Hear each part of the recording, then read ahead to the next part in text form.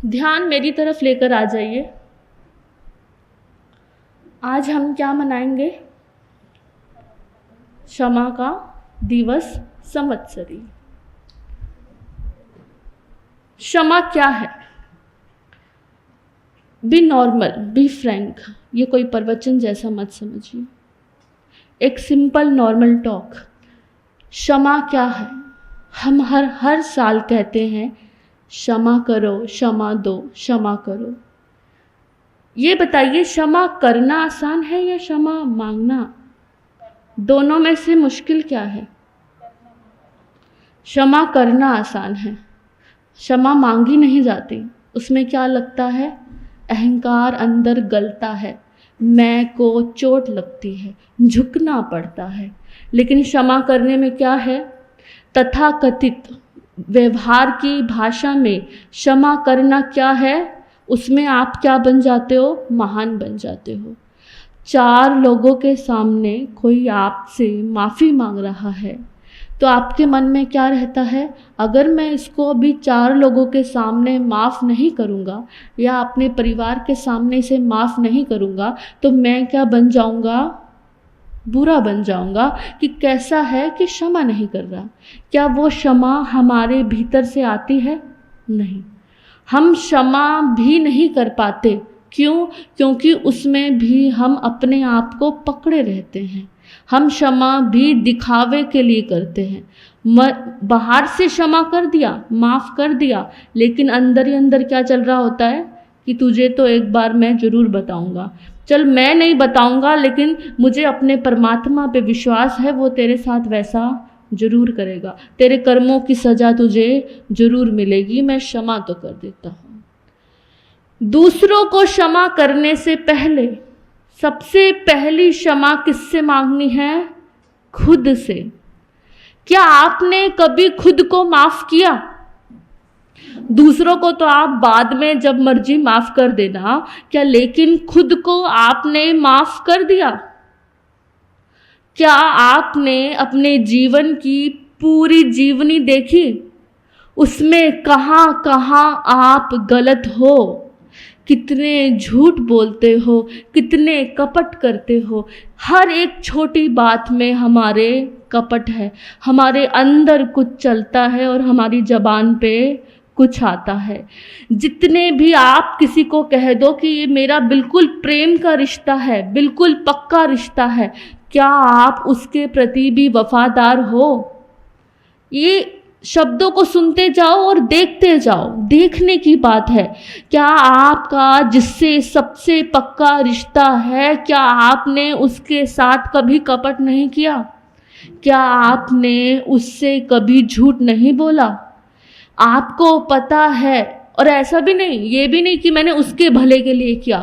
किसी के भले के लिए हम कुछ करते नहीं, हम अपने अपने स्वार्थ के लिए ही करते हैं, क्योंकि उसमें हमें ही अच्छा लग रहा होता है। हम क्या बात कह रहे थे कि हमने उसके भले के लिए किया, किसी के भले के लिए नहीं। हम अपने स्वार्थ से जुड़कर, तो आपको क्षमा मांगनी चाहिए कि आप हमेशा झूठे रहे, कपटी रहे, कितने षड्यंत्र करे। आप एक परिवार में रहते हो, परिवार से बाहर एक मोहल्ले में रहते हो, फिर एक गली में रहते हो, फिर एक शहर में रहते हो, एक देश में रहते हो। हर किसी से जुड़कर आपने झूठ बोले हैं, हर किसी से आपने कपट करा है।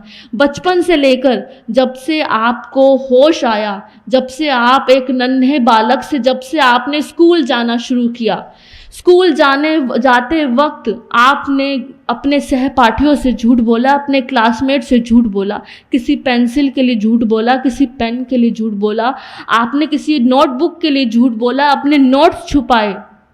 क्या आपने कभी अपने आप को शीशे के सामने खड़े होकर देखा कि मैं कितना झूठ रहा? किसी समाज के पद को पाने के लिए, अपने आप को बेहतर दिखाने के लिए कि मैं कितना बेहतर हूँ, किसी भी फील्ड में हो आप गाते हो, लिखते हो, किसी भी लाइन में हो, कौन सी भी जॉब करते हो, खाना बनाते हो, घर में हाउस वाइफ हो, अपने आप को अच्छा दिखाने के लिए कि मैं अच्छा हूँ, दूसरों को नीचा दिखाने के लिए कि मैं उससे बेहतर हूँ, जब कोई अपने आप को श्रेष्ठ समझता है, इसका मतलब सामने नीचे तो कोई ना कोई किसी को रखा हुआ है। श्रेष्ठ हमेशा वही होता है जहाँ कोई नीच पे हो, तो अभी तो कोई ऊंचा बनेगा।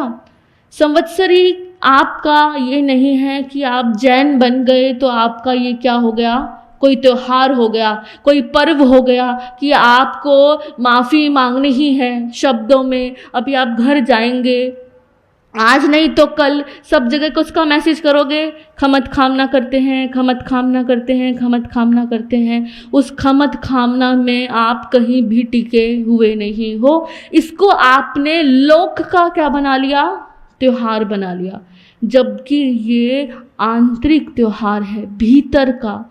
अपने आप को बदले बिना क्या कुछ और बदला जा सकता है?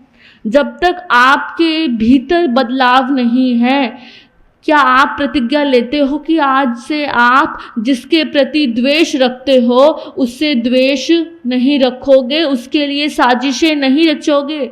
व्यापार में भी अपने भाई से आपका कंपटीशन चलता रहता है। बाहर तो दूर की बात है, अपने भाई से ही आपका कंपटीशन चलता रहता है कि उससे ज़्यादा मैं कमाऊँ, जहाँ से मैं माल ले रहा हूँ उस माल का पता सामने वाले मेरे भाई को ना पता चल जाए। किस चीज़ की क्षमा करोगे आज? क्या करोगे? कुछ भी नहीं रखा, एक त्योहार आया चला गया, बस इतना। जब तक भीतर कुछ भी बदलता नहीं, कोई क्या चाहे आप हजारों संवत्सरी बना लो, करोड़ों संवत्सरी बना लो, कुछ भी होने वाला नहीं है। तो अंत में इतना ही कहना चाहूँगी कि पहली क्षमा खुद से, अपने कपट से, अपने झूठ से, अपने निंदा से। और सबसे बड़ी क्षमा क्या, आप इंसान होकर वहाँ चुप रहे जहाँ आपकी इंसानियत की ज़रूरत थी। आपने किसी कुत्ते को मरते हुए देखा गली में और कहा छोड़ो, हमारा क्या? किसी बिल्ली को मरते हुए देखा, किसी गाय को आपने देखा और कहा छोड़ो, हमारा क्या? जिसने जो करना है कर लेना है। सबसे बड़ी क्षमा ये कि आप इंसान बनकर इंसानियत को भूल बैठे, और सबसे बड़ी क्षमा वो आप इंसान बनकर विषयों में खोए रहे। एक क्षण के लिए भी आपने परमात्मा से जुड़ने का प्रयास नहीं किया। आशा करती हूँ कुछ सूत्र आप लेकर जाएंगे इन्हीं शब्दों के साथ।